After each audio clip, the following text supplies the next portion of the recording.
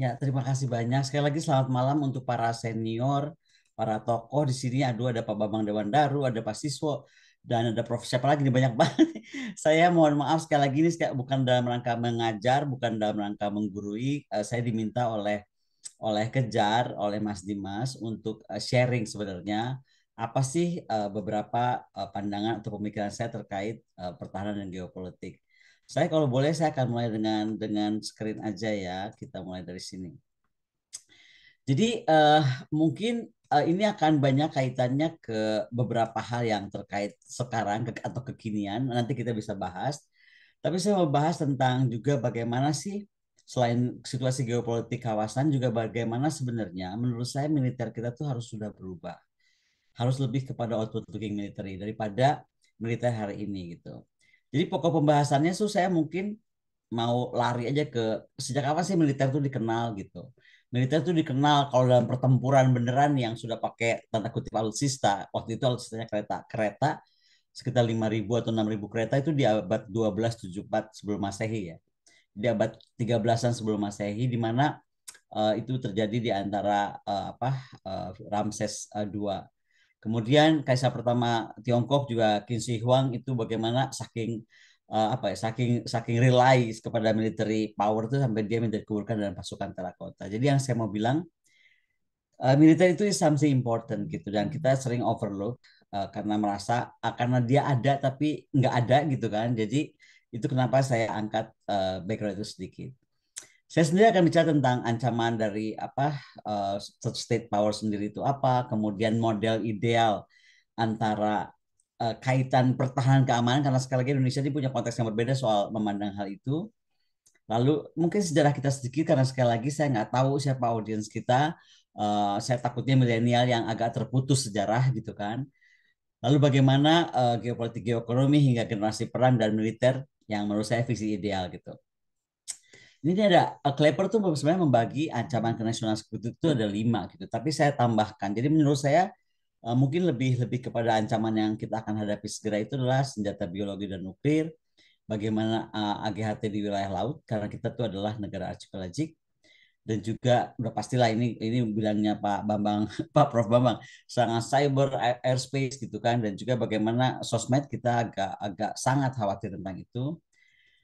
Lalu ketakutan kita tentang kegagalan mitigasi jika ada perubahan iklim dan dampaknya, dan kemudian udah pasti ada transnational threat dan juga transnational risk. Kadang-kadang orang bertanya sama saya bedanya apa sih Bu threat sama risk gitu. Menurut saya itu bedanya adalah risk itu ketika kita tahu ada threat tapi kita kayaknya sebodoh amat deh atau akan beres dengan sendirinya atau wish that God will erase all that threat gitu. Itu menurut saya akhirnya kita menghadapi risk. Nah, mungkin yang saya tambahkan juga tentang ini loh. Ini yang paling penting ya. Jadi di dunia ini menurut saya itu sudah sangat tidak fair gitu.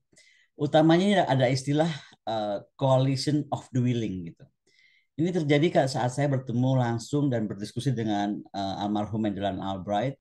I salute her so much gitu sehingga saya datang pada pertemuan saya diundang di pertemuan International Security di Bratislava. Dan saat itu dia bilang bahwa dunia itu simpel aja kok dibaginya tuh antara coalition of the willing, which is Amerika dan kawan-kawannya, sehingga the rest of the world itu adalah dianggapnya coalition of the non-willing. As simple as that, dia bagi dunia itu hitam putih sekali. Dan menurut saya ini menjadi bahaya sekali gitu. Kemudian mungkin isu energy and food security.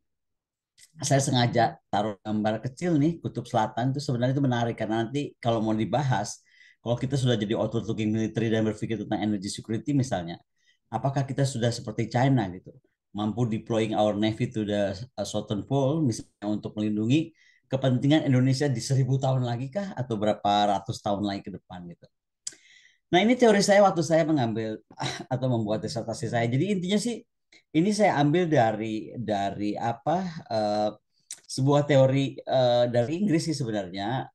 Dia tuh berpikir bahwa sebenarnya kalau state power itu elemennya itu hanya military dikali ekonomi, lalu ada strategik dan juga kehendak negara which is will dan juga bagaimana rakyat itu merespon atau masyarakat itu meresponnya.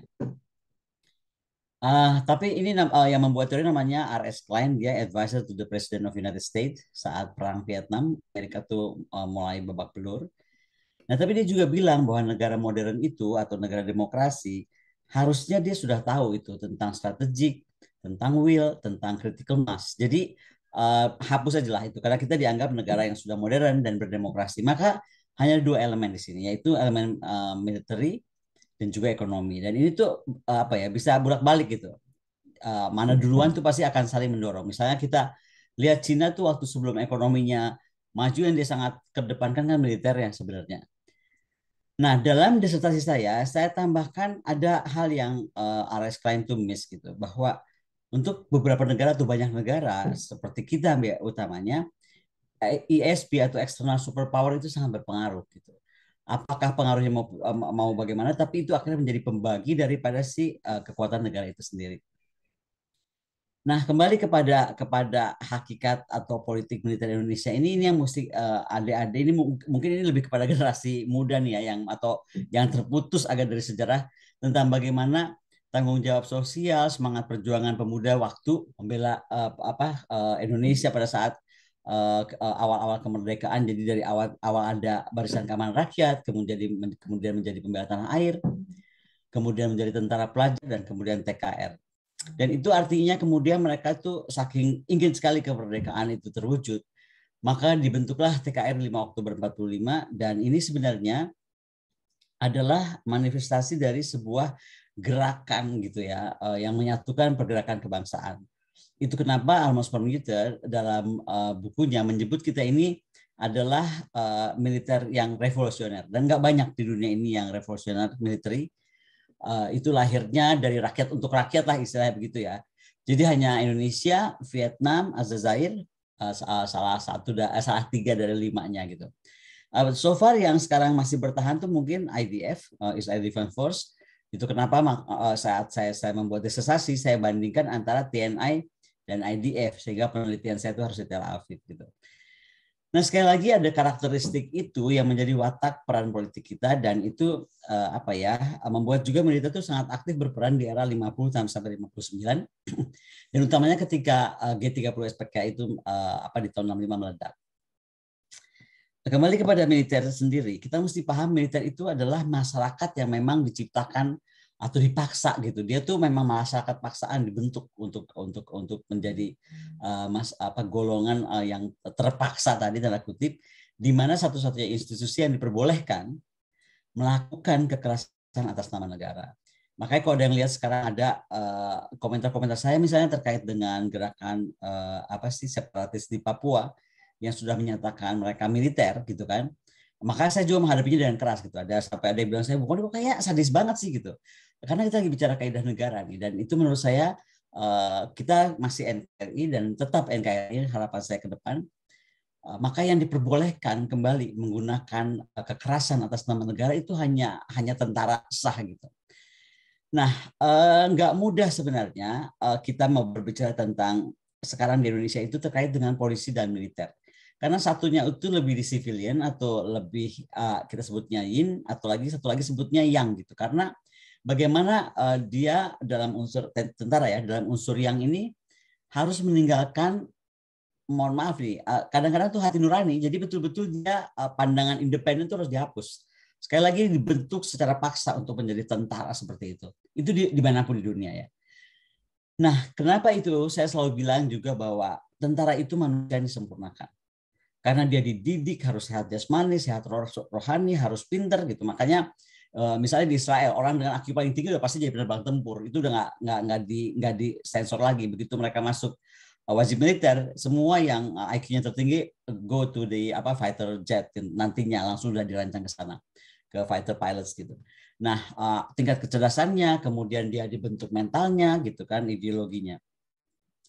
Jadi ini juga menjadikan bahwa prinsip dan kaidah militer itu tidak bisa diaplikasikan ke sipil atau tidak bisa dipaksakan sipil pun melakukannya. Makanya saya kalau melihat yang bukan tentara jadi lebih tentara kadang-kadang agak bingung karena takutnya mereka hanya seragamnya tentara atau seperti seolah-olah tentara tetapi mental bentukannya tuh tidak gitu. Nah, demikian aja dalam konteksnya ya, kalau terbalik. Jadi intinya gini lah, kalau kita bagi itu ada yin, yaitu civilians, kemudian yang itu militer. Kalau disederhanakan yin itu lebih dari bottom up sifatnya, sementara militer itu top down. Yin itu dia harus tunduk hukum. Kalau yang dia harus tunduk komando. Mau apapun hati nuraninya, mau apapun pikirannya, takut atau tidak takut gitu kan, berani atau nggak berani, ya dia harus tunduk komando. Kemudian yin itu sifatnya beragam, tapi kalau yang itu harus seragam. Kekuatan yin itu di kekuatan membangun dan yang itu di kekuatan penghancur. Makanya agak bingung ketika sekarang TNI kita tuh jadi kelihatannya kok kalau bahasa Sunda tuh karena ragok gitu. Karena memang dia akhirnya jadi terbang nih. Nanti saya cerita kenapanya. Tapi ini kita lagi bicara tentang civilian dan military, dan kalau saya bicara civilian termasuk polisi ya. Jadi polisi itu masuknya dia ke sipil. Yin juga dia terbuka gitu, sementara yang itu tertutup. Yin lagi bicara tentang jangka panjang atau menengah, jadi proses yang dia bicarakan adalah proses gitu kan. Sementara kalau militer nggak boleh, sebenarnya dia harus cepat aja, dia harus pendek dan kilat. Gitu. Maka dalam civilian itu pertimbangan tuh butuh sangat waktu. Sementara kalau dalam yang enggak, apa tugas dari perintah yaitu harus jelas dan cepat. Sehingga civilian itu berpikirnya lebih ke strategis, sementara ke tentara itu lebih berpikir taktis gitu. Bukan saya bilang tentara nggak berpikir strategis, tapi maksud saya dia lebih arah ke sana gitu kan. Nah, di dalam civilian akan banyak sekali perdebatan boleh terjadi. Tetapi kalau di militer itu nggak boleh. Dia betul-betul tunduk komando, top down gitu kan, dan dia harus pasti aja gitu, harus jelas. Nah ini tuh sebenarnya menurut saya tempatnya tuh sudah terhormat masing-masing. Ini nggak ada yang positif, maksud saya nggak ada yang lebih bagus atau lebih jelek. Tapi ini adalah masing-masing tempat yang indah, sudah begitu tempatnya, masing-masing terhormat. Tempatnya juga, jadi kita sama-sama sudah melihat itu dan menghargai itu. Tetapi yang bahaya adalah mencampurkan keduanya gitu. Karena kalau dicampurkan, diacak, maka ini menghadirkan kematian, kalau tidak pun kekacauan gitu. Nah, kita itu sebenarnya mulai agak bingung ketika ada blank spot di kerangka kerja keamanan nasional tahun 98 ketika reformasi terjadi. Jadi waktu itu ada Tab MPR nomor 7 tahun 2000 huruf G yang menyatakan bahwa dilakukan pemisahan secara kelembagaan yang setara antara TNI dan kepolisian negara. Disampaikan tuh kelembagaan yang setara, tapi pada praktiknya itu nggak setara. Polisi itu langsung di bawah presiden, TNI itu Panglima TNI itu di bawah Menteri Pertahanan. Itu aja udah nggak setara gitu kan. Dan ini contoh sederhana akhirnya melahirkan banyak masalah besar, terutama ketika dianggap pertahanan itu ranah TNI, keamanan itu ranah polisi gitu. Dan keamanan dalam negeri ya. Sehingga kalau kita ditanya lalu keamanan di kawasan dan keamanan dunia gimana? Karena dihitam putihkan banget di antara defense sama security gitu. Itu menjadi masalah. Nah, kemudian kita bicara tentang prinsip atau kaidah memisahkan ini secara hitam putih antara pertahanan keamanan, kemudian itu sangat dangkal dilihatnya seolah-olah keamanan dalam negeri itu adalah inward looking gitu kan. Luar negeri itu adalah tentara. Ini juga kalau saya mau perdebatkan bisa panjang kalau ini memang yang mau dipilih. Berarti kan 200 nautical mile ke dalam ya udah urusan polisi. Luar negeri 200 nautical mile keluarnya laut urusan tentara. Pertanyaannya itu kita harus rubah doktrin. Berarti tentara kita tuh udah bukan tentara yang sifatnya defensif, sudah harus ofensif gitu kan.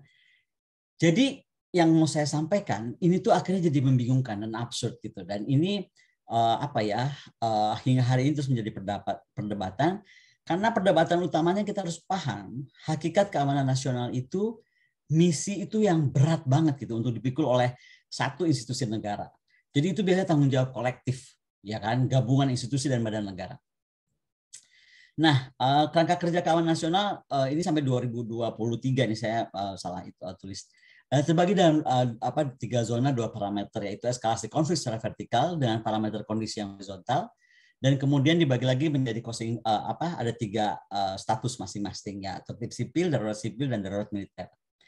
Di situasi status darurat ada institusi dua dengan beda budaya. Yang tadi pendekatannya satu adalah pendekatan keamanan dan sistem senjata, dan akhirnya ini menjadi sumber konflik gitu. Budayanya apalagi yang terjadi benturannya gitu kan. Pertama, polisi itu harus menangkap target atau musuh atau lawan atau apapun namanya lah gitu kan. Atau ancaman, pembuat onar atau apapun, itu ditangkap dan dia harus hidup. Polisi itu nggak boleh nangkap orang dimatiin, itu nggak boleh gitu. Karena dia memang harus hidup. Kenapa harus hidup? Si lawan atau musuh atau siapapun itu. Karena tugas polisi adalah membawa dia nanti kepada sebuah proses hukum, membawa ke pengadilan dan seterusnya.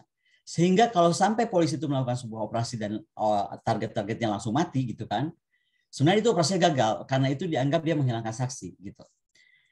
Nah, militer ini sekali lagi entitas berbeda gitu. Militer itu memang target operasinya hanya dua gitu. Dia itu mati atau matiin orang gitu. Kalau kalau dia nggak membunuh lawan, dia pasti dia terbunuh gitu. Karena even the last man in the team itu mesti dipertahankan lah kira-kira begitu. Maka ada benturan ketika BKO militer di bawah kepolisian, karena ini juga nggak dikenal dalam ranah keamanan nasional manapun. Kebetulan saya pernah tinggal di Israel. Jadi di Israel itu bukan BKO namanya, tetapi ketika polisi memerlukan polisi tempur, bahasa gitu ya, lebih bersifat tempur, maka yang di BKO-kan itu adalah militer ke dalam polisi. Tapi dia menjadi berseragam polisi, satu polisi hijau, satu polisi biru gitu. Tapi itu pun nggak full time. Jadi begitu diperlukan, masuklah mereka gitu. Jadi bukan jadi si polisinya punya pasukan tempur gitu kan, dan bukan si militernya di bawah polisi. Itu kan udah beda banget ya. Nah kemudian sekali lagi kita mesti ingat polisi itu tunduk pada hukum, nah militer tunduk pada komando. Kenapa gitu? Karena militer itu terikat dalam international humanitarian law, di mana hukum militer itu sangat ketat diatur. Itu kenapa ada istilah pelanggaran HAM itu sangat ditekankan. Mereka harus jaga tidak boleh itu terjadi. Tetapi itu juga diciptakan karena kemudian negara mempersiapkan supaya tentaranya nggak kena HAM itu apa gitu. Itu diganti oleh teknologi, makanya teknologi itu berkembang. Di Indonesia ini kan jadi serba salah. Alutsistanya terbatas, teknologinya tidak terkejar gitu kan. Anggap aja misalnya precision lah untuk melakukan suatu tindakan. Itu misalnya tidak dilengkapi, tapi akhirnya tetap masih pakai tentara, maka seringkali tentara menjadi korban tentang hukum militer dalam international humanitarian law itu. Jadi sekali lagi ada masalah dalam framework national security kita pada fitur masuknya militer pada ranah sipil dalam konteks BKO tadi, membantu polisi pada kondisi under capacity, di mana polisi itu merasa sanggup karena diaman, dan polisi nggak salah ya. Saya lagi bicara bahwa undang-undang Kamnas pun menyuruh polisi itu ke sana gitu kan. Sementara sekali lagi menurut saya keamanan nasional itu adalah sesuatu yang harusnya intergovernment atau inter-KL gitu. Nah, fakta di lapangannya juga jumlah kekuatan dan alutsista yang dikerahkan itu lebih dominan misalnya untuk keberhasilan sebuah operasi, misalnya terorisme gitu, atau misalnya tadi menumpas separatisme, pasti itu memerlukan kekuatan atau peralatan militer gitu. Nah, militer dalam operasinya juga di seluruh dunia harus mendapatkan mandat. Nah, mandatnya itu mesti jelas dalam bentuk keputusan darurat militer dari kepala negara. Kenapa mandat diperlukan?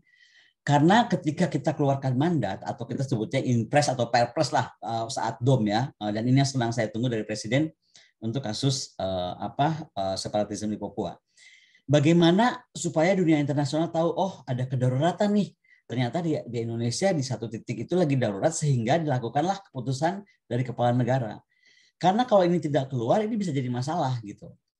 Meskipun tidak semuanya harus diumumkan kepada rakyat ya, ini juga kadang-kadang Indonesia nih semuanya harus tahu, jadi nggak usah punya tentara kalau semuanya kita mesti tahu kemana kerahasiaan tentara gitu kan, ada juga gitu kan.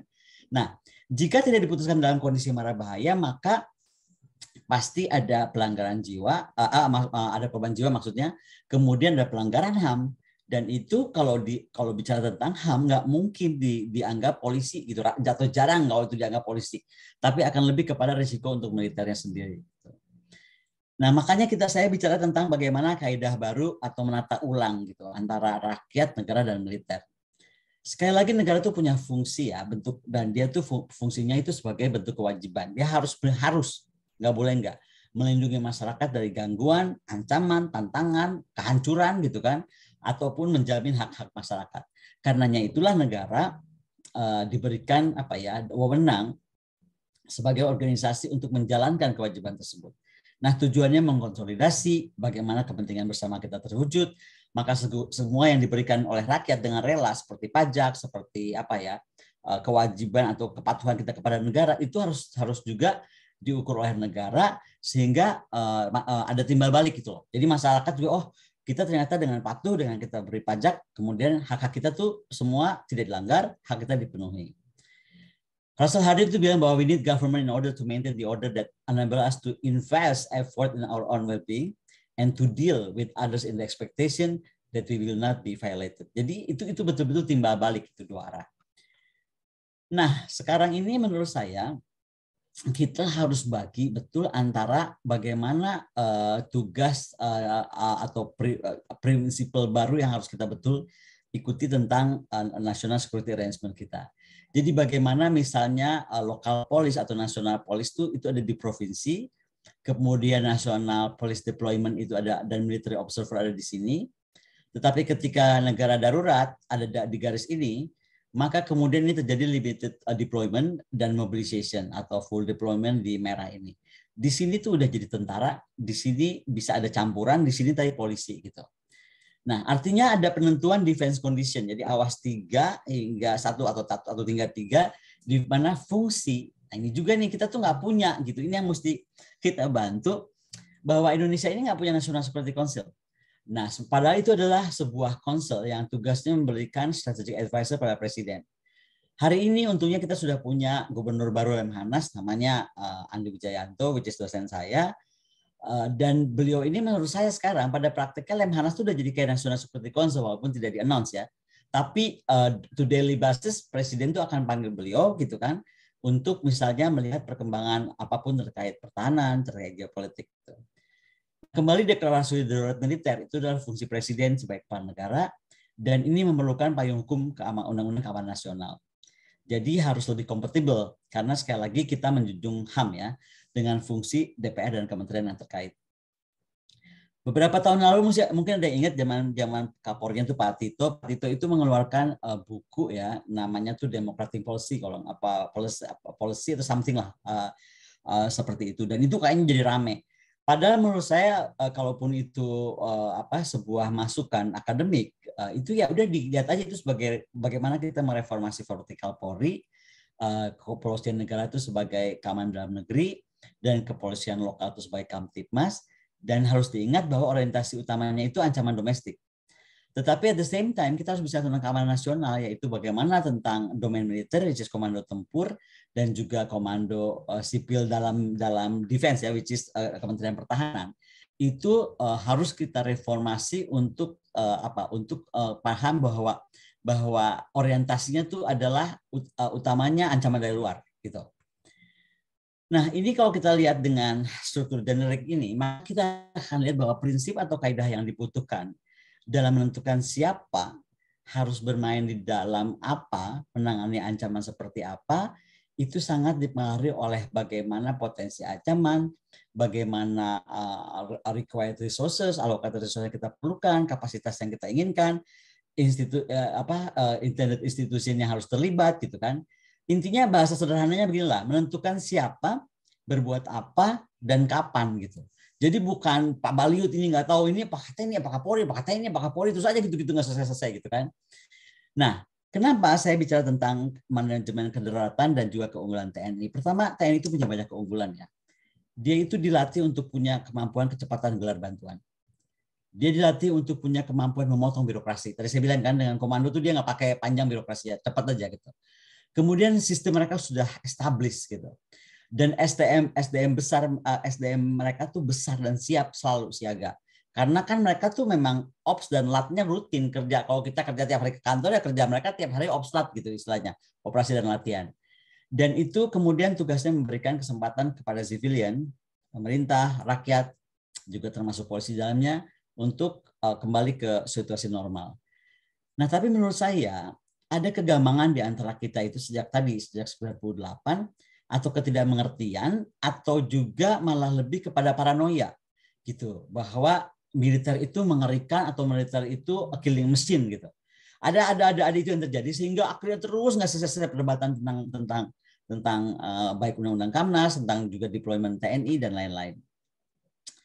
Padahal sekali lagi kalau dalam manajemen kedaruratan dan peran ada aspek pencegahan di TNI di mana langkah tempurnya itu adalah bagaimana dia training semua unit, kemudian logistik tempurnya siap, intai sergapnya, intai tanggapnya, operasi intensitas rendahnya bisa.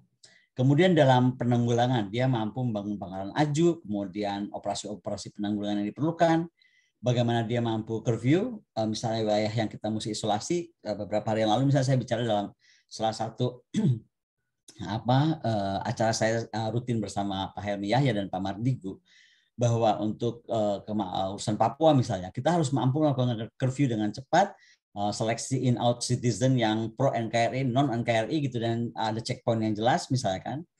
Kemudian misalnya juga kita bisa harus melakukan jam malam, pembatasan mobilisasi, lalu operasi intel, dan kemudian juga operasi hunting and secure, hingga kemudian sesuatu itu sudah pulih dan penyerahan kembali ke otoritas sipil gitu. Itu harus dilakukan. Maka kembali saya udah cerita tadi semuanya, kita itu masih ingat ketika 2014 Presiden Jokowi dipilih menjadi presiden dan hingga hari ini menjadi presiden. Beliau itu punya PR. Kenapa? Karena beliau pernah bilang Indonesia itu harus kembali menjadi negara yang bervisi poros maritim. Kalau dalam kalimat saya selalu ingatkan beliau dan ingatkan siapapun yang terkait dengan ini. Ketika kita menjadi negara poros maritim, jangan dianggap ini kita seolah-olah mau menjadikan angkatan laut Uber Ales. Enggak begitu bacanya. Ketika menjadi visi poros maritim itu artinya menjadi poros dirgantara automatically dan juga menjadi poros permukaan dunia. Maka visi luar negeri kita itu menjadi Amical Maritime Nations dengan visi keamanan nasional, Maritime and Aerospace Nation Security dengan total proporsional dan profesional, termasuk juga bicara tentang Regional Collective Security atau Regional Security Cooperations kalau kita nggak boleh bikin fakta, dan memang nggak boleh bikin fakta kan. Jadi visi pertahanan kita tuh harus Global Maritime Fulcrum yang tadi juga artinya Global Airspace dan juga Surface Fulcrum. Dan kemudian tadi visi kepolisiannya itu Democratic Policing. Jadi nggak usah diperdebatkan kalau memang polisi mau jadi Democratic Policing dengan apapun isi. Kita hari ini nggak bahas itu ya, tapi nanti bisa kita bahas. Bagaimana sih model polisi yang diinginkan waktu itu oleh Pak Kapolri Pak Tito, idealnya seperti apa. Nah, menurut saya itu nggak usah diperdebatkan kalau kita mampu juga membangun visi pertahanan atau visi militer seperti apa. Menjadi perdebatan adalah ketika kita tidak berubah ininya berubah gitu. Nah, ada restrukturisasi sistem keamanan nasional, visi negara maritim tadi, dan implikasi pada paradigmnya ya. Pertama, kalau waktu dalam integrasi di saat yang lalu tuh kita bisa melakukan operasi bersama, seperti yang saya bilang tadi, ada istilah BKO dan lain-lain. Maka dalam yang baru ini kita harus mampu mengintegrasi dengan parameter operasi berbeda. Kemudian peran TNI itu adalah peran pertahanan nasional, kemudian Polri itu dulu juga adalah keamanan nasional atau keamanan dalam negeri. Maka dalam konteks yang baru tuh peran intinya adalah kondisi sipil berdaya itu Polri. Tapi ketika kondisi sipil lumpuh atau ada masalah yang betul-betul membuat sipil terancam, maka itu masuk TNI. Nggak boleh lagi tawar-tawar gitu. Fungsi intinya pun gitu. Jadi yang lama itu kan berbuat fungsi dalam aspek keamanan dalam negeri kan. Karena kalau mau dilihat dari dipisahkan keamanan pertahanan ya urusan Papua jadinya masuk keamanan. Padahal enggak, karena itu sudah masuk ke ancaman militer perang sebenarnya. Nah, jadi yang baru Polri itu kepada lebih pelayanan, pembinaan, penegakan hukum, juga keamanan. Tapi sekali lagi TNI itu memang kembali ke fungsinya dimanapun, yaitu penghancur musuh, penghancur lawan, penghancur ancaman, dan juga problem solver dari kedaruratan negara. Apa sih darurat negara? COVID misalnya kan, bencana gitu. Nah, orientasi keamanan dulu adalah TNI itu luar negeri. Kita bicara TAP MPR 67 ya. Kemudian Polri itu dalam negeri. As simple as that waktu itu dibaginya tuh. Dan keduanya top down. Yang baru, maka TNI itu harus luar dan dalam negeri. Sekali lagi, ke dalam negerinya terkait konteks kedaruratan atau bentuk ancaman. Kemudian sifatnya top down, dan Polri itu dalam negeri atau bottom up. Nah, kenapa dalam sistem militer itu kita harus lepaskan ke dalam unsur manajemen kedaruratan, TNI nggak boleh ditahan. Karena darurat militer itu sifatnya itu adalah dua ya, ada tempur, ada bencana.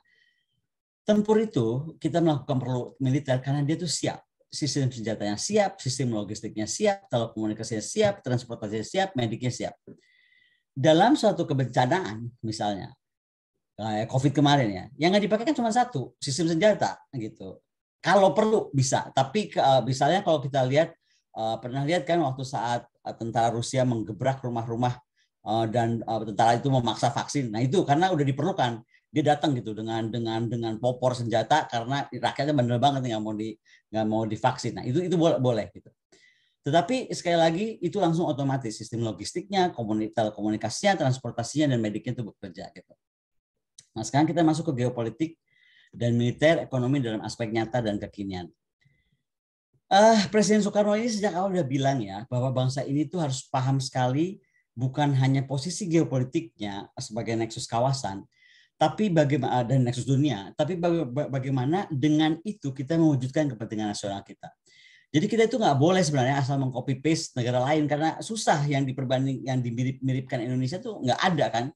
Dan apa ya, kita juga tahu kok sejak era leluhur kita tuh punya malah strategi dan kebijakan yang mampu menghadapi dinamika tantangan geopolitik. Itu kalau saya bisa babak lagi kita secara sejarah ya.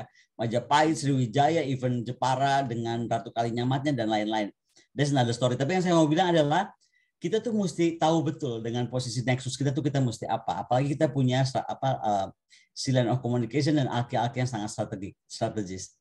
Nah, kekuatan politik yang disampaikan Bung Karno tentang non-blok adalah politik non-blok itu bukanlah politik mencari kenetralan gitu dalam masalah-masalah yang muncul dalam perkembangan zaman, tapi politik aktif yang sebenarnya mendukung kemerdekaan kita, mendukung perdamaian yang mantap dan juga keadilan sosial, serta sekali lagi disebut Bung Karno berapa kali tentang koeksistensi secara damai. Judul koeksistensi secara damai sudah menghasilkan satu disertasi dari Dr. Hasto Kristianto di Universitas Pertahanan. Jadi kalau mau bicara itu lebih panjang, kita bisa bicara tentang disertasi beliau.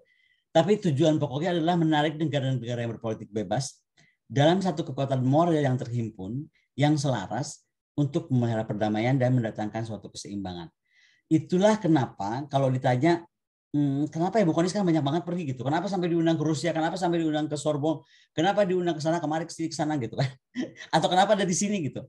Karena ternyata banyak sekali akademisi dunia itu yang sekarang menyadari betul politik non-blok itu adalah yang paling tepat. Karena itu menyeimbangkan the global south dan juga global north dan tidak membiarkan keadaan akan semakin parah. Utamanya ini kita bisa lihat dari dampak perang Rusia-Ukraina ya. Kita bisa melihat itu. Kembali ke Presiden Soekarno, politik bebas itu bukan netralitas kita, bukan sifat munafik, pura-pura baik-baik aja gitu. Tapi dari seorang yang mencari kedudukan netral, bukan cari aman dalam sebuah kedudukan jika ada perang, tapi bagaimana kita punya politik yang sesuai dengan warna kita, juga bagaimana kita bukan berarti menjadi dua penyangga antara blok gitu kan, tapi berarti pengabdian yang aktif kepada tujuan luhur kemerdekaan yang kita miliki, perdamaian tadi, keadilan, dan kemerdekaan untuk merdeka gitu. Ini kata-kata ini kalau saya lihat ini saya selalu merenung gitu ya. Dalam banget Bung Karno tuh bilang, kemerdekaan untuk merdeka. Jadi apakah kita sudah betul-betul merdeka? Nah, itu salah. Jadi tekad itu yang harus kita punya ketika kita melakukan bebas aktif. Nah, hari ini gitu kan, setelah perang Rusia Ukraina tadi saya sudah cerita sedikit. Terjadi konfigurasi ulang ekonomi global dan semua kekuatan dapat menjadi senjata perang, bahkan menjadi penentu kunci. Misalnya saja ya, sejumlah besar operator layanan internet dipimpin Amerika mengumumkan sanksi terhadap Rusia waktu itu ya, tindakan pemutusan lah dalam bentuk Rusia sebagai negara terhadap dunia luar. Kemudian penghapusan bank-bank besar Rusia, Swift code-nya dia dikendalikan sehingga kemudian tidak mampu melakukan transaksi apapun. For your information, misalnya Indonesia itu sekarang punya hutang alutsista kepada Rusia, itu nggak bisa kita bayar. Bukan karena salah kita udah mau bayar, tapi karena nggak bisa, sistemnya belum terbuka. Jadi itu ada masalah, contoh aja. Kemudian bagaimana memperlihatkan wajah Barat dengan menurut saya keganasan seperti serigala ya. Karena dia tuh berusaha membunuh Rusia dari semua aspek, 5.000-an sanksi gitu kan. Dan bagaimana misalnya aset pemerintah, aset individu gitu, itu bisa main di freeze aja tanpa apapun gitu. Jadi apa yang dikembangkan tentang manusia itu berdemokrasi, saling menghormati, menghargai, komunikasi, itu nggak terjadi gitu. Dan keempat, misalnya sampai Swiss pun melepaskan posisi netralnya, mengumumkan partisipasi. Jadi ada konfigurasi geopolitik yang sangat besar karena itu gitu. Nah, kembali ke geoekonomi, itu kan lebih kepada persimpangan ekonomi dan geografi, termasuk inisiatif konektivitas ya. Ada China Belt and Road Initiative atau juga OBOR atau apapun lah namanya sekarang. BRICS lah, kita lebih kenal mungkin sebagai BRICS ya. Terus European Union Global Gateway dan lain-lain. Tapi intinya semuanya itu berpusat ada di termasuk INSTC ya, dan International North-South Transport Corridor-nya Rusia, Iran, dan India. itu bergeraknya di geografinya Afro-Eurasia, dan BRI ini merupakan inisiatif geoekonomi yang terbesar karena ada 140 negara terlibat, dan bagi Cina daratan Rusia itu adalah rute yang diandalkan sangat untuk ke pasar Eropa kan. Kemudian Rusia, Ukraina, Polandia, Belarus semuanya juga berharap menjadi bagian ke situ. Ini sekali lagi kita bicara pada sebelum perang terjadi, sehingga 17+1 kita menyebutnya 17+1, yaitu antara Cina terhadap 17 negara Eropa Tengah dan Timur. Padahal kita sedang menuju ke sana. Jadi ada satu jalur yang akan merubah gitu, menyambungkan dunia lebih baik lagi. Nah, kemudian pertanyaan sekarang, apakah obor itu ancaman kah, kesempatan kah gitu kan? Menurut saya tuh obor bukan ancaman, tapi kesempatan yang memerlukan formula dan strategi khusus. Karena itu sekali lagi kembali tadi Bung Karno bilang ya, bagaimana yang sesuai dengan kemerdekaan yang untuk merdeka, karena bisa diselaraskan lebih kepada kepentingan politik, ekonomi, dan militer kita. Coba kita lihat Indonesia sekarang. Ada untuk rail connectivity ada sekitar 23,3 triliun USD China investment. Kayan hydropower plant itu sekitar 2 billion USD. Bali power plant itu sekitar 1,6 billion USD. Steel smelter 1,2 billion. Coal to ether itu 700 juta USD juga. Itu adalah investasi China. Nah, kemudian sekarang kita bagi lagi nih. Ada ternyata ada supporternya nih obor, sama juga ada yang nggak suka atau opponentnya dari obor. Yang supporter sudah pasti Cina karena dia pencetusnya kan. Kemudian ASEAN countries, Rusia. Ada Arab countries, Afrika, Italia. Italia itu ikut ke sana, dia mungkin akhirnya melihat kayaknya lebih pas nih kalau saya gabung gitu. Dan beberapa negara Eropa Timur. Di opponentnya itu ada Australia, Jepang, Amerika sudah jelas, European Union, tadinya India. Tapi dengan Modi, maka India ini sekarang kayaknya udah kita gabung juga lah. Dia kuat, jadi tangan kirinya kuat, tangan kanannya dia masuk tuh ke mana, ke BRICS. Jadi menurut saya ini menarik nih dari apa yang dibuat oleh India.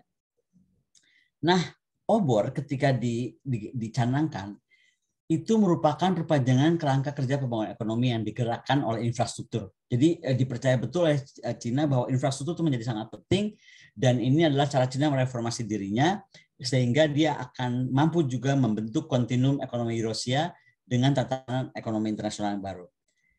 Ternyata ketika dia menetapkan Silk inisiatif itu, ya kan, atau lebih kepada tadi namanya mau BRI, mau obor, mau BRICS, bentuknya seperti apa. Tapi dia kemudian buat aliansi universitas. Dia bilang bahwa universitas harus bergabung, itu di Xi'an Jiaotong University. Dia mendukung bagaimana obor ini dipahami, diteliti, ya kan, dan bagaimana rekayasa melahirkan pemahaman dan pertukaran akademik yang melampaui zona ekonomi. Jadi bukan bicara ekonomi seolah-olah ekonomi aja. Ini nih yang kadang-kadang di Indonesia jadi masalah. Kalau orang ekonomi dianggap harus orang ekonomi aja, nggak usah ngomong yang lain. Atau orang defense harus ngerti defense aja, nggak usah harus paham lain gitu. Nah, di sana enggak. Jadi di Xi'an Jiaotong University itu bagaimana obor ini mencakup aliansi hukum, mencakup pengembangannya, dan lain-lain. Nah, kalau saya boleh bertanya, kalau misalnya saat inisiatif obor itu dipikirkan dan dibentuk menuju sebuah bentuk yang konkret, apakah kita pernah bikin ya aliansi University Indonesia di Indonesia, apalagi mengundang luar untuk bicara tentang Indonesia menjadi poros maritim dunia yang poros dirgantara dan poros permukaan gitu. Itu kayaknya kan nggak ada gitu. Nah, kemudian kita bicara tentang dark and light blue economy. Kita tahu kita garis pantai kita kedua terpanjang di dunia, sekitar 95 ribuan kilometer. Dan kita tuh wajib mengelola navigasi dan penerbangan ruang udara kita. Ini ada Prof. Dewandaru yang mesti lebih bisa terangkan ini ya, Prof. Bambang. 7 jutaan bandingkan dengan Rusia yang 17 juta gitu kan.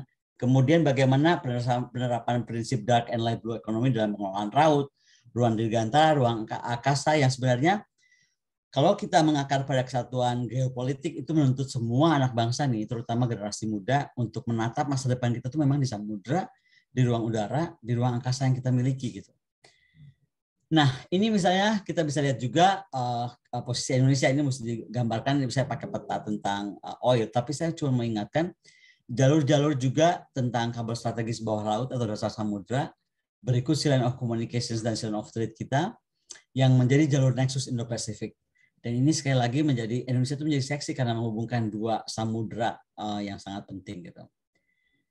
Nah, makanya ada dua aspek utama kata kita bicara tentang itu ya, aspek hankamnya, keamanan maritim dirgantara permukaan, dan juga aspek sistem logistik. Karena kalau Indonesia mampu menjadi penyedia sistem logistik, kemaritiman dan juga kedirgantaraan, maka dia mampu juga mendukung visi militer outward looking-nya tadi. Dan sekali lagi selain menjadi jalur alternatif lintas barang, tapi juga kegiatan kemaritiman, kedirgantaraan gitu. Permasalahannya manusia itu sering sekali berpikir secara linear. Sementara teknologi itu geraknya eksponensial. Jadi menurut saya ini yang kita mesti jembatani gitu. Utamanya kalau kita bicara tentang perang generasi 1 hingga 6 ya. Generasi pertama itu perang itu bertumbuh pada kemampuan mobilisasi kekuatan fisik. Yang tadi saya cerita tentang 6.000 kereta tadi kan. Tapi juga bagaimana kemampuan senjata sistem perang.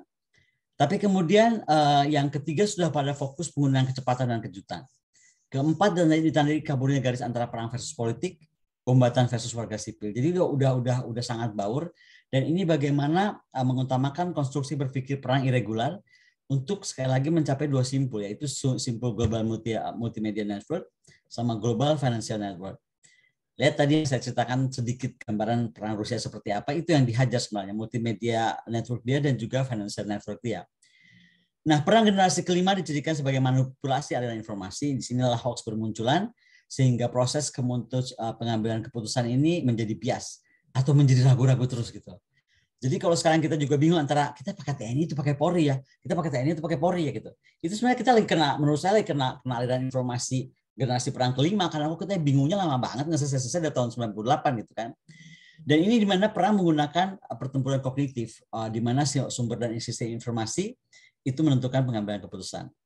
Perang generasi ke-6 ini ditandai dengan kekuatan militer unggul.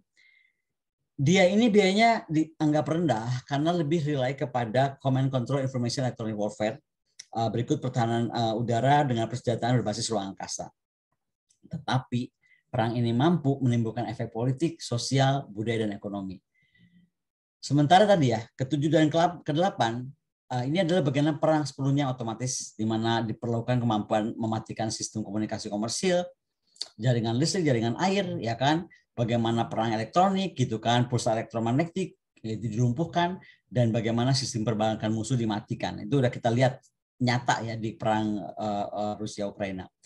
Nah, tahap kedua itu adalah wilayah udara musuh akan dikendalikan oleh flying autonomous weapon untuk menetralisir kekuatan angkatan udara sekaligus menciptakan zona larangan terbang. Pelabuhan pantai juga akan dikendalikan oleh kendaraan bawah air tidak berawak, ya kan, dan dia boleh atau akan memiliki torpedo outward falling platform, atau juga secara total mampu menghilangkan kekuatan angkatan laut musuh gitu. Nah, kalau pasukan darat musuh masih bergerak dia menuju perbatasan, maka senjata udara darat secara akan mampu menetralisir. Jadi perang ke sini itu udah perang yang udah kayak di film-film lah, bahasa sederhananya kayak gitu. Nah, di tahun 2015 itu ada sekitar 2 sampai 5 detik saya diperlukan dari pilot Predator atau Reaper ke trail elektronik atau kepada pusat mabesnya, dari sistem komunikasi darat ke satelit untuk menembakkan misalnya Hellfire missile. Tapi waktu 2015 saja dari kemampuan 25 detik pilot ke sistem komunikasi itu tetap ada perlu 45 menit ketika rantai birokrasi harus memutuskan nih antara prajurit di lapangan dengan jenderalnya memerintahkan keputusan tersebut. Nah, kemudian sekarang terjadi banyak peningkatan melalui generasi perang ke-7 ini, di mana ada integrasi data intelijen yang mampu dikumpulkan dengan sistem analitis yang ke platform senjata, ya kan, dengan AI dan lain-lain. Maka sekarang yang tadinya 45 menit di tahun 2015 untuk membuat rantai birokrasi keputusan, ini sekarang menjadi 5 detik. Dalam pertemuan di Lemhanas kemarin, kita tuh mengundang Rheinmetall. Dan dia cerita, Rheinmetall ini cerita untuk ibu kota negara, kalau saja ini perang beneran terjadi dengan lawan kita yang NATO Bloc, maka dalam 17 menit lah kita sudah bisa diduduki gitu. Ibu kota negara bisa diduduki 17 menit aja, itu per hari ini. Dan saya percaya besok makin cepat gitu kalau memang kita nggak siap-siap. Logikanya perang generasi 7 ini sudah dikuasai. Tadi saya sudah cerita, ada pengintegrasian platform senjata, pengawasan, pengintaian, dan sekali lagi bagaimana dengan sangat canggih analisis ini semua terintegrasi sehingga 100% otonom gitu. Maka sekali lagi ketika teknologi ini kita ingatkan aja mencapai generasi ke-8, sebenarnya skala besar perang itu akan berakhir di planet atau mungkin kalau kata Mas Andi Wijayanto malah kemarin lebih menarik lagi. Ini kalau sampai perang berikutnya terjadi nih kayaknya kita perang nuklir. Ya sudah, berarti mungkin nggak nyampe ke GW8, tapi kita balik lagi ke titik nol. Ketika dunia sudah babak belur dengan perang nuklir, kita akan balik lagi ke titik awal perang dengan batu dan panah gitu. Uh, tapi terlepas dari itu ya, sekali lagi kita bicara tentang fitur utama perang generasi 1 sampai 8. Yang intinya apa sih? Moral of the story ini kita cerita tentang tentara ini. Karena teknologi perang dibuat semakin canggih, semakin hebat, semakin letal, semakin unmanned gitu kan. Karena tidak ada satupun tentara harus menyentuh atau wajib menyentuh tanah, air di antara musuh gitu kan, untuk dia fisik ada di sana. Tidak, karena sekarang itu yang dia harus lakukan adalah dia berperang tanpa dia harus hadir. Kenapa? Melindungi HAM. Nah, ini yang kita bilang, makanya kita ini antitesis, kita ngeributin HAM. Tapi apakah kita sudah mempersiapkan tentara kita nih, adik-adik kita yang dengan wajah polos ini yang main dikirim aja dia ada sebagai mesin perang, dia akan melakukan apa yang diperintahkan tanpa kita menyiapkan mereka dengan fitur-fitur generasi perang 7, 8, 1, 6. Nah, itu coba kita bisa balik lagi ke atas tuh. Bagaimana fitur-fitur yang wajib kita berikan kepada tentara kita. Jadi ada paradigm shift atas ancaman nyata, geopolitik, militer, dan ekonomi. Maka sekarang generasi muda itu harus mampu melihat ya, dan membangun negara kita nih. Apakah di defense for economy, di mana pembangunan penguatan kapabilitas pertahanan itu kemudian akan menjaga mengembangkan vital ekonomi hankam nasional regional kita dan juga global, ataukah pembangunan kekuatan ekonomi meningkatkan anggaran pertahanan untuk aset vital pertahanan sehingga mampu melakukan kapabilitas dan postur dan gelarnya kita. Indonesia harus punya PR besar atau sedang punya PR besar yang menurut saya harus diselesaikan cepat. Kita itu harus menetapkan apa sih defense security interest kita. Apakah itu vital, apakah itu important, apakah itu general. Yang vital itu adalah bagaimana tentang national unity ya catat, dan territorial integrity. Makanya kasus-kasus ingin merdeka, kasus-kasus tentara jadi-jadian atau apapun itu harus selesai. Nggak boleh ditawar-tawar. Important adalah bagaimana significant impact to national securities seperti silent of communication, silent of trade, kemudian air defense identification zone, kemudian contoh Australia Maritime Identification Zone yang sudah mengcover setengah Indonesia gitu. Yang kayak gitu-gitulah kita mesti uruskan. Yang general itu lebih kepada interwoven antara urusan-urusan atau pengaruh-pengaruh geopolitik, apakah itu di regional, apakah di internasional, relation yang kita hadapi gitu. Ini saya mau singgung sedikit aja, mungkin ada yang pernah dengar kita lagi ribut rame-rame RUU rencana undang-undang TNI yang mau direvisi. Mungkin kritik saya itu cuma satu atau dua lah.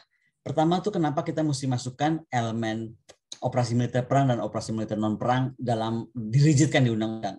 Padahal per hari ini aja kita tuh sudah punya dalam era asymmetrical hybrid ini. Hari ini aja kita udah punya 42 elemen ancaman. Jadi non-militernya tadi ekonomi, financial, transaction warfare, trade warfare, resource, itu masuk ke non-military. Tapi ada masuk ke transmilitary, espionage, information, intelligence, industry warfare, resources gitu. Kemudian pirating. Lalu ada military, which is biological, chemical, ekologi hingga nuklir. Masalahnya adalah dalam modern battlefield ini tuh bisa swingnya anytime, dari non military bisa ke transmilitary, dari transmilitary bisa military, balik lagi ke sana. Itu tuh yang ngalamin tuh pasukan di lapangan yang betul-betul menghadapi. Jadi kita nggak bisa gitu terlalu rigid ada menurut semuanya undang-undang, karena akan jadi susah gitu. Makanya ini mesti kita kritik bersama. Sekali lagi ini masih 42. Saya nggak tahu besok lusa menjadi 48 mungkin atau jadi 100 gitu kan. Tapi intinya adalah ini kita mesti pikirkan. Bicara tentang perang itu bukan saja tentang bagaimana TNI harus dihadapkan kepada isu operasi militer perang yang sangat jelas di hadapan mata ya. Misalnya bagaimana tadi pengaruh geopolitik kawasan, bagaimana AUKUS, bagaimana The Quad, bagaimana FPDA, bagaimana tiba-tiba Blinken ke Papua New Guinea dan membawa Papua New Guinea masuk ke fakta pertahanan gitu kan. Itu efeknya pasti besar. Tapi yang mesti kita ingat, sekarang tuh perang yang menyangkut environment. Ini menjadi penting karena kalau ada yang mengerti misalnya bagaimana Perancis menggelar pertahanannya ke Indo-Pasifik, ini dia sangat tekankan ini karena dari social segregasi, macroeconomics, distant ekologi, terutama ekologi ya, dan strategic security assurance itu bisa membuat spillover.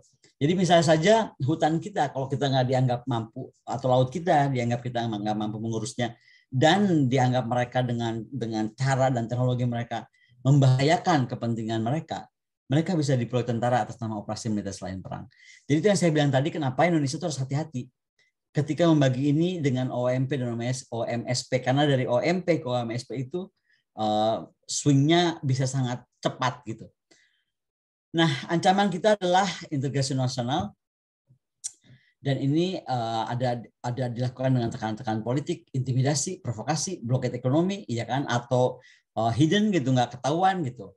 Atau dalam case Rusia, bayangkan saja sampai flora, fauna dan sumber daya pun juga itu dijadikan ancaman gitu, di mana binatang-binatangnya Rusia, pohon-pohonan Rusia sampai nggak boleh ikut kompetisi lagi misalnya gitu kan. Jadi banyak cara menekan negara gitu. Nah, bagaimana kemudian negara ini harus mampu melakukan tanpa campur tangan negara lain untuk tetap berdikari dan mandiri. Rusia is a proven one. Sekali kita bisa lihat nggak ada negara segitu babak belurnya tapi tetap survive gitu karena dia mandiri tadi. Dan sekali lagi sejak Perang Dingin Amerika tuh selalu mencampuri urusan negara lain.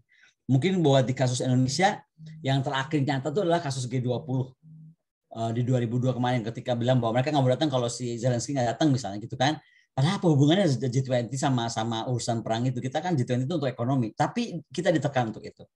Nah, kita nggak tahu juga apa yang akan terjadi ke depan, tapi misalnya kita bisa lihat agenda melemahkan kekuasaan negara, politik identitas itu bisa dimainkan. Contoh Pilpres 2014, juga Pilkada DKI 2017 kita jangan mudah lupa, kita tuh hampir terbelah gara-gara itu. Dan yang paling penting adalah isu separatis dan pola perjuangan politik tentara bersenjata yang sering ditempuh untuk menarik masyarakat internasional yang terjadi di Papua sekarang. Dan ini menurut saya harus dihadapi dengan menggunakan kekuatan militer penuh. Apakah militer penuh OMSP ataukah militer penuh OMP? Tapi sekali lagi ini adalah sebuah tindakan yang mampu dan harus dilakukan negara karena kita dalam resiko tiga hal: kedaulatan, keutuhan, dan keselamatan bangsa gitu. Nah, inilah modalitas kita kalau mau berpikir secara nasional strategi ya. Bagaimana kita menghadapi tadi ancaman coalition of the willing Amerika dan kawan-kawannya terhadap kita yang dikotakan mereka sebagai coalition of the willing. Jadi ada kita, ada Cina, ada Rusia di situ dah. Kira-kira demikian. Jadi bagaimana kita harus memenangkan samudra, memperunggul bangsa, menegakkan stabilitas kawasan. Sekali lagi kebijakan luar negeri kita, keamanan dalam negeri kita harus sangat terintegrasi. Dan sekali lagi menurut saya paling besar itu adalah ancaman Kemdagri. Karena polisi ini akan menemukan ancaman-ancaman proksi yang harus sebenarnya kita sudah pikirkan mitigasinya seperti apa. Format idealnya saya sudah mau selesai. Bagaimana Panglima Yudo Margono Policy menurut saya sekarang adalah menyelesaikan poros maritim dunia atau Maritime Fulcrum Visions dengan doktrin dan tujuannya balance of power gitu kan. Nah, sekali lagi yang dikhawatirkan ini disampaikan oleh Pak Andi Wijayanto kemarin dalam pertemuan ulang tahun Lemhanas adalah kita tuh akan kena spillover perang US dan China. Maksudnya apa sih? Kayak ginilah kira-kira. Yang perang bukan kita. Sama seperti dulu Jepang itu dia juga nggak perang sama kita sebenarnya aslinya. Cuman dia udah kepepet sehingga dia akhirnya harus menyerang dan masuk ke titik-titik kita untuk support atau untuk menjadi tonggak kekuatan kita. Jadi itu kita sebut spillover. Nah menurut pertemuan kami di Lemhanas kemarin, kita tuh secara langsung diserang tuh mungkin enggak, tapi spillover dari perang antara US dan China itu akan membuat ini terulang nih, sejarah ini. Apakah dari Amerika akan mendapati Papua New Guinea masuk ke Papua sebagai apapun, kalau ini kita lihat Jepang dari sini turun ke bawah. Nanti nih apakah dari Amerika, Australia dan kawan-kawan masuk ke sini atau dari FPDA gang which is negara-negara Five Power Defense Arrangement ASEAN ke sini, dan Cina yang juga pasti akan masuk ke sini. Jadi kita itu akan jadi pelanduk mati di tengah-tengah. Kira-kira itu yang disampaikan oleh Gubernur Lemhanas, sehingga kita tuh harus berpikir bagaimana kita memperkuat militer kita agar kita itu tidak mati menjadi pelanduk di tengah-tengah. Dan menurut saya kita harus merubah format sistem TNI dengan doktrin baru di mana kita harus lebih ofensif, passive defense, ya kan, dengan semua apakah ASEAN ASEAN Identification Zone kita urus, kita satukan, kemudian juga ASEAN Maritime Zone kita satukan, bagaimana kita operasi terintegrasi dalam komando tempur yang unggul di antara Angkatan Darat, kemudian Angkatan Laut dan juga Angkatan Udara, dan bagaimana kita mengikuti apakah mencapai pesan Pak Jokowi Blue Water Navy atau 2 samudra itu di 2045 kah gitu kan. Kalau itu yang mau dicapai maka air supremasi harus sampai ke sana juga, dan TNI kita harus mampu di Angkatan Darat harus mampu di semua bentuk terrain and climate. Dan intinya dalam perang modern itu militer nggak boleh lagi paling unggul adalah udara, paling besar adalah harus maritim, atau paling hebat ini harus dibangun daratnya gitu, enggak. Karena sekali lagi semuanya harus interoperabilitas, semua pasukan udara ditugaskan ke sistem pertahanan udara, land based early warning station dan sea based force untuk sistem cakupan dengan radar berlapis juga, lalu anti aircraft forces dari Angkatan Darat secara permanen harus terlibat dalam sistem pertahanan udara, dan bagaimana pengoperasian unit-unit Angkatan Darat dan Marinir yang harus dirancang secara temporer yang menambah kekuatan pertahanan udara saat keadaan darurat. Kalau Sun Tzu benar, maka seni perang adalah mengakhiri perang itu sendiri. Dan dengan perkembangan generasi perang yang saya ceritakan tadi, berikut alat utama sistem senjata yang makin canggih, hal ini hanya dapat dicapai oleh kemampuan teknologi tinggi. Jadi defense, posture, and readiness, itu kita juga bicara tentang kemandirian industri pertahanan utamanya. Kemandirian alutsista kita. Karena jangan sampai kita punya alutsista yang masuk blok NATO, ketika kita ada apa kita malah nggak boleh gunakan. Kita pernah mengalami itu ketika 98-an ya. Ketika Aceh, case Aceh. Hawk kita nggak boleh terbang, F-16 kita ditahan, pada itu punya kita gitu. Itu salah satu contoh. Jadi ke depan tuh nggak boleh. Dan ini PR kita tuh adalah bagaimana mandiri. Paling sederhana tuh lihat Rusia lah. Saya tuh sampai sekarang masih kagum, itu negara udah babak belur tetap aja bisa survive. Nah, kemandirian atau keberdikarian itu yang kita mesti belajar sebenarnya dari Rusia. Intinya itu aja. Karena itu juga pesan yang jauh-jauh hari Presiden Soekarno sudah tekankan kepada kita. Saya rasa itu aja kalau saya boleh stop di sini. Demikian kira-kira kalau mencakup militer dan geopolitik yang hopefully ini bisa dipahami.